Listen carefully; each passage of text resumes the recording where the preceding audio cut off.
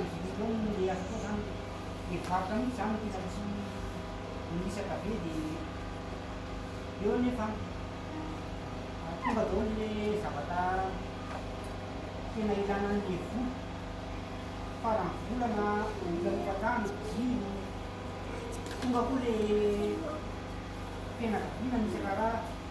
tonga dia mitero mitsesika izao zany tena hita hoe zavatra tolo vita le izy dia tao anatin'izay misy vola zany nampandramina olona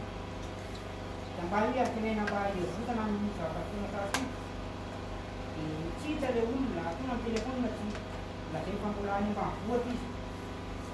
dia eo zany dia tena miasa le saina hoe inona no atao raha indray raha tsy hoe misy vola atao ampahafony zany tsy misy satria le zavatra mihitsy ary tsy lany dia tsy hitanao dia hoe le tongony akanazany ampahafony zany dia tsisy azo atao